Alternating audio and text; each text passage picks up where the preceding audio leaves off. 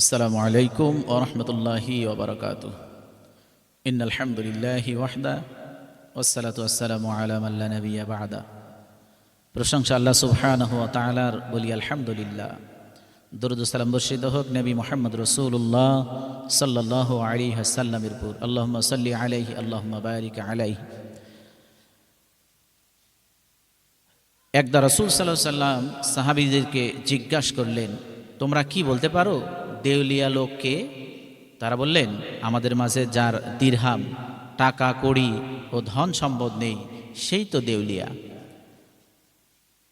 তখন রাসূল সাল্লাল্লাহু আলাইহি সাল্লাম বললেন, আমার উম্মতের মধ্যে সেই প্রকৃত দেউলিয়া যে ব্যক্তি কিয়ামতের দিন সালাত, সাওম ও যাকাত নিয়ে আসবে, অথচ সে এই অবস্থায় আসবে যে সে কাউকে গালি দিয়েছে, কাউকে অপবাদ দিয়েছে, অমুকের সম্পদ ভোগ করেছে, অমুককে হত্যা করেছে, ও আরেকজনকে প্রহার করেছে। এরপর সে ব্যক্তিকে তার নেক আমল থেকে দেয়া হবে, অমুককে নেক আমল থেকে দেয়া হবে। এরপর যদি পাওনাদারের হক তার থেকে আমল পূরণ করা না যায়, সে ঋণের পরিবর্তে তাদের পাপের এক অংশ তার প্রতি নিক্ষেপ করা হবে, এরপর তাকে জাহান্নামে নিক্ষেপ করা হবে।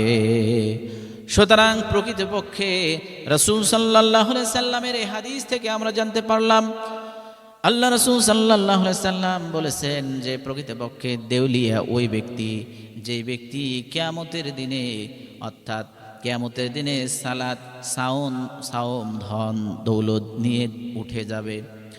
দুনিয়াতে যারা কি করেছে, মানুষের গীবত করেছে, মানুষের প্রতি অপবাদ দিয়েছে, ধন সম্পদ লুট করে নিয়েছে, এমন ব্যক্তির এরকম শাস্তি, এমন শাস্তি দেয়া হবে, অবশেষে আল্লাহ সুবহানাহু ওয়া তাআলা তাকে জাহান্নামে নিক্ষেপ করবেন।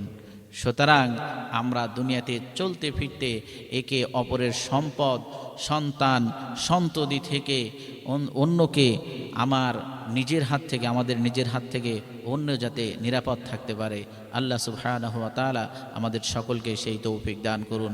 পড়ি আল্লাহুম্মা আমিন।